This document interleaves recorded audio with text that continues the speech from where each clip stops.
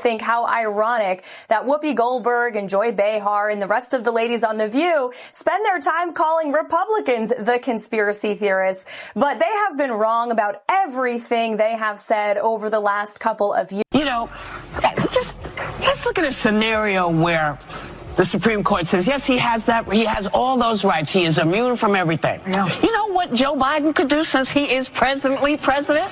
What? Whoa. He could throw every Republican in jail. It was the moment no one saw coming, but Karoline Leavitt did. She walked out of that courthouse like a woman who had just conquered a mountain, and in a way, she had. Whoopi Goldberg may have once ruled daytime television with sarcasm and snide laughs, but now she stood utterly defeated, while Karoline basked in the aftermath of a historic legal victory. Before we break down this epic collapse, smash that like button for truth, subscribe if you think fame doesn't mean exemption. You hit it great because things are about to explode. Let's rewind to the moment. This whole blaze began, cameras flashed, reporters screamed her name, but Karoline didn't flinch, not once. She paused at the courthouse steps, looked straight ahead, and let silence speak louder than spin. This wasn't just a lawsuit, it was a reckoning. And now, the verdict was in. Karoline Leavitt had officially won her defamation case against Whoopi Goldberg, and the ripple effect was shaking Hollywood to its core. ABC executives were reportedly in lockdown mode. Their top talent had just been legally exposed, and not by a celebrity lawyer or a media giant, but by a young conservative woman they once mocked on air. ABC News President Kim Godwin saying in a statement, effective immediately, I am suspending Whoopi Goldberg for 2 weeks for her wrong and hurtful comments. While Whoopi has apologized, I've asked her to take time to reflect and learn about the impact of her comments. You know, when you're a certain age, you use words that you know from when you were a kid or you remember saying, and that's what I did today, and I shouldn't have. I should have thought about it a little longer before I said it, but I did. As reporters swarmed her for comment, Karoline finally broke her silence with a voice as calm as ever. I didn't bring this case out of revenge. I brought it for accountability. The press was stunned. No shouting, no gloating, just pure resolve as she made her way past the cameras, her legal team surrounding her like a security detail straight out of a movie.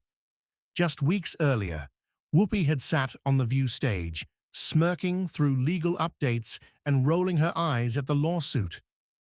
She's just trying to get attention, Whoopi had muttered. But now, that same smirk had vanished. Whoopi wasn't just defeated, she was humiliated. Her entire media machine had failed to crush Karoline, and the consequences had arrived with a bang. Legal analysts called it a landmark moment. This wasn't just a personal win, one legal commentator said. It's a signal to the entertainment industry. Mock someone on air, and you better have the receipts. And Karoline?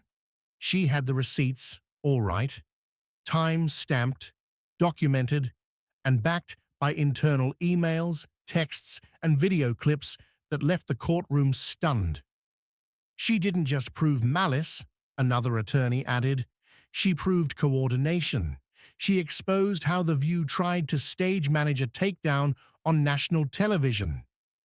The courtroom itself had gone silent when the final verdict was read.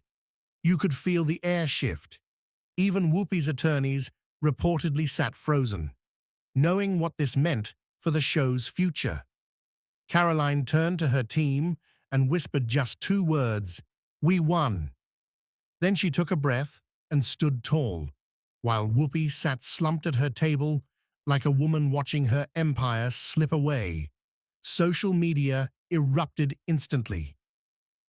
Karoline wins and Whoopi exposed trended worldwide. The View hosts have got themselves into hot water again after they did the very thing they purport to be against, undermining women's success. Joy Behar stunned viewers when she said Donald Trump's press secretary, 27-year-old Karoline Leavitt, only secured her position because of her good looks. I think she's probably been put in there because, according to Donald Trump, she's a 10. You know that's what it is. I want to be clear, though. It's not her first job. It was her first press briefing. She worked in the previous Trump administration. The comment was bizarre, especially coming from Joy Behar, who is as woke as they come and positions herself as a champion of feminism.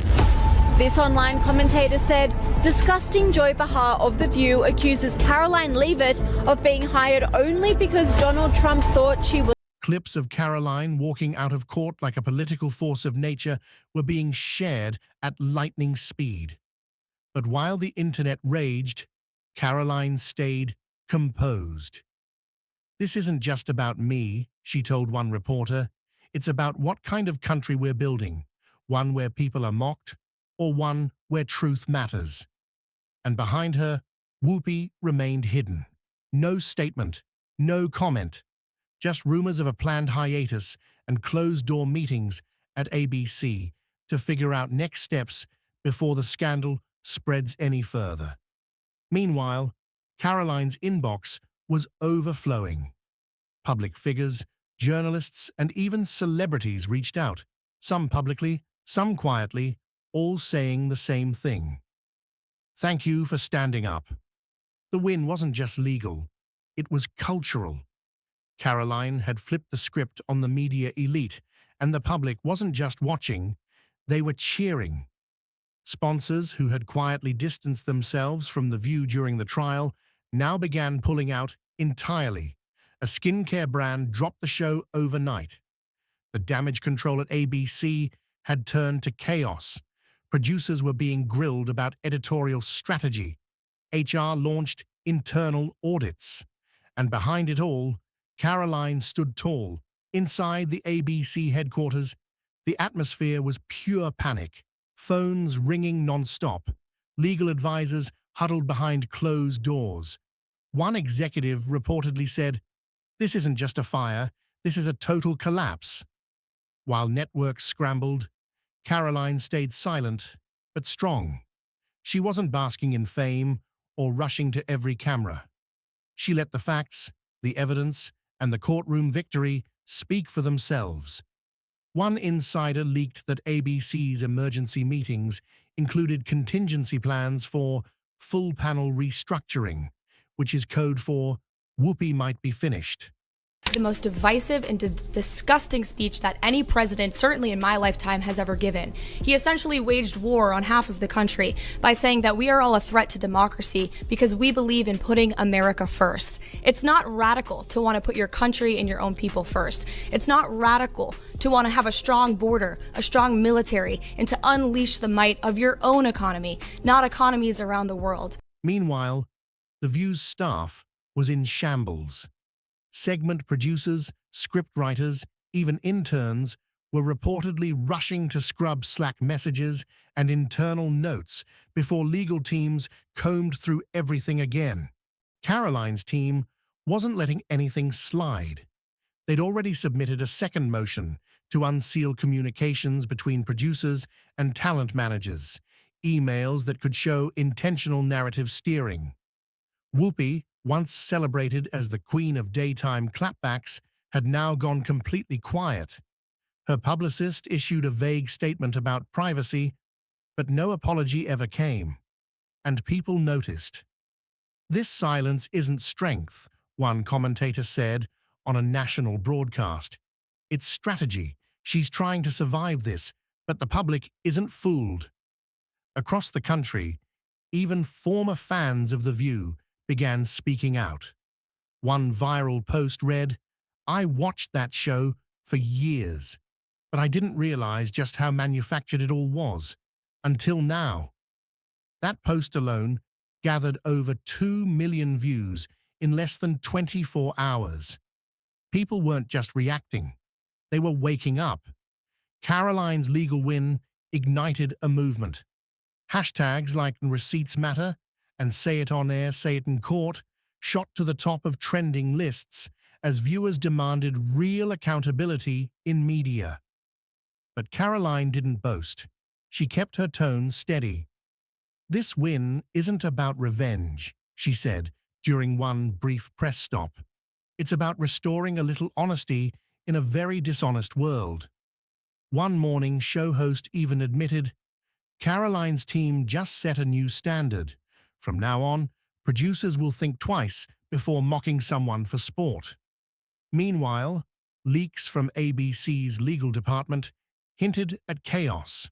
One internal report allegedly warned that further exposure of production tactics could endanger future programming integrity. Translation: they were terrified that more receipts might surface. And Whoopi? Her face was missing from The View's latest promotional content. I don't care if he's pooped his pants. I don't care if he can't put a sentence together.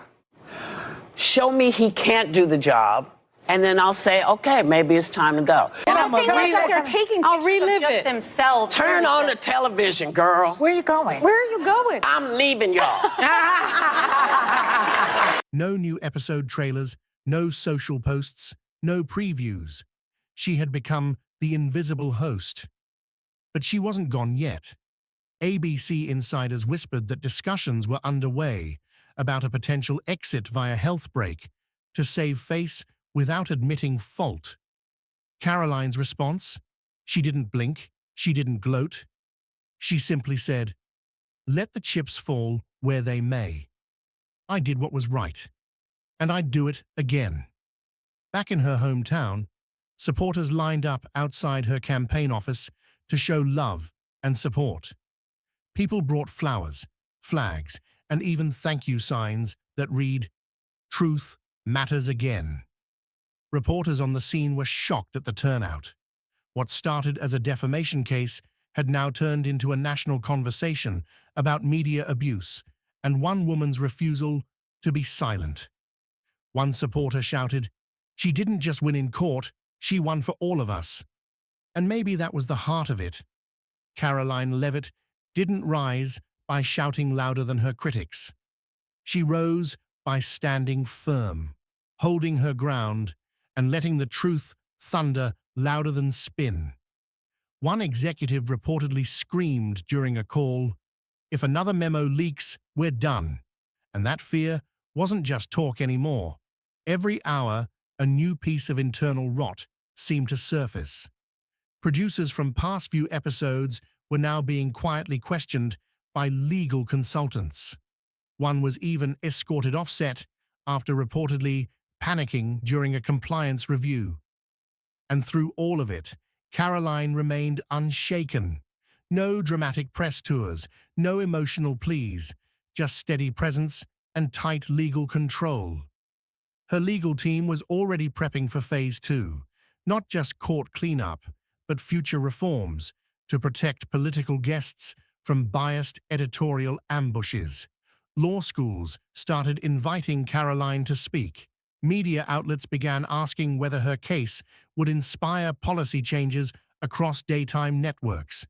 President Trump's life echoed the sentiment that President Trump is a threat to democracy. And if you're a deranged lunatic and you're mentally ill, you will believe that lie. And yes, you will take political violence like we have seen in 2 instances against President Trump. Last week, Tim Walz and Kamala Harris said that everyone who showed up to President Trump's rally at Madison Square Garden was a Nazi. That's despicable, dangerous, divisive rhetoric that is spewed by the Democrat Party every single day. Meanwhile, ABC's legal costs skyrocketed.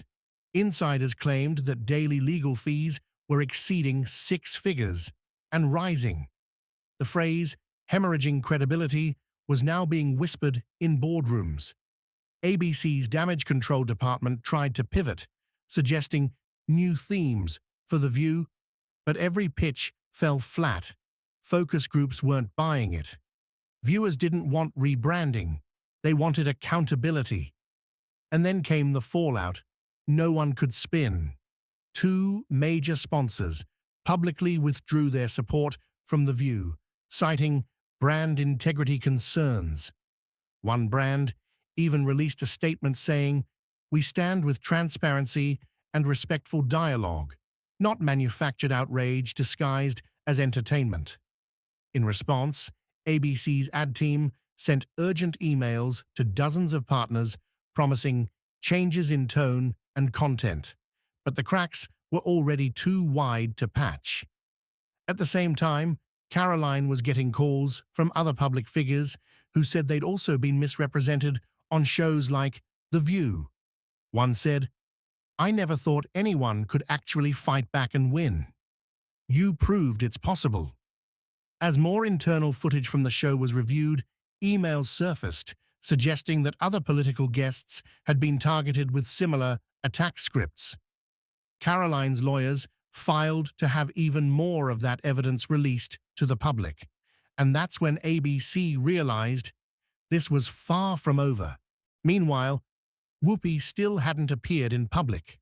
A scheduled charity gala listed her as unable to attend due to unforeseen circumstances, and the whispers grew louder.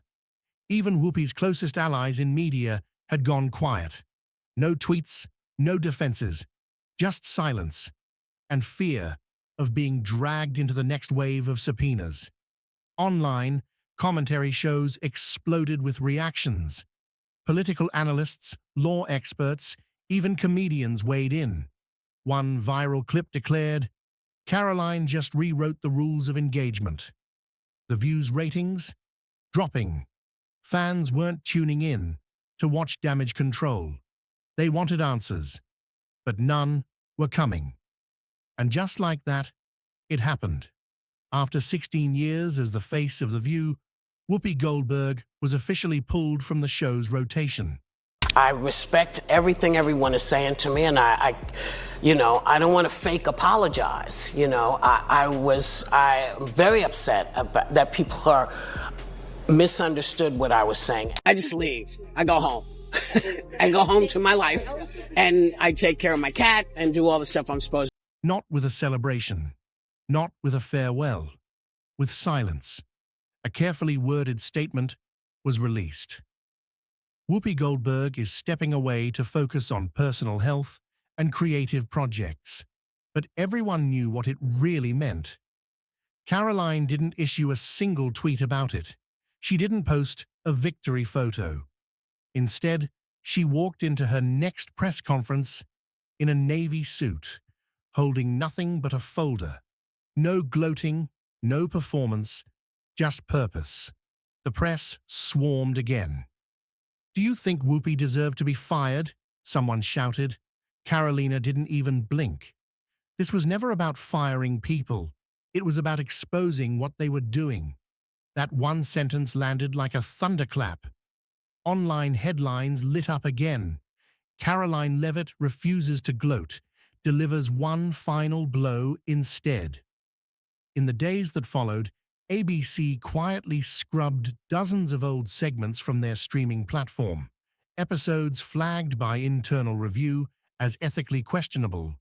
Producers were reassigned, interns were let go, and a full audit of the show's editorial practices was launched on direct orders from ABC's top legal team.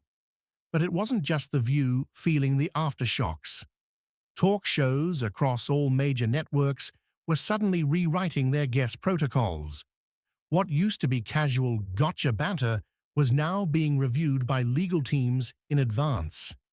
Karoline's case had set off a wave of fear and reform. Some hosts even joked, "We don't need a defamation suit from Gen Z's courtroom queen." But Karoline wasn't laughing.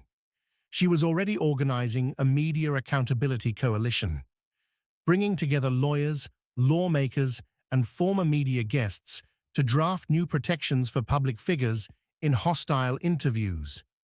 Meanwhile, Whoopi's former co-hosts tried to carry on, but the energy was different. The spark was gone. Viewers weren't watching to be entertained. They were watching to see what would collapse next. And as she stood on stage one final time for an event honoring media fairness, Karoline looked out at the flashing lights, the roaring applause, the nation watching. and said, "I didn't ask for this war, but I refuse to run from it." The next time someone tells you the truth doesn't matter, remember this moment, because the truth, it just won.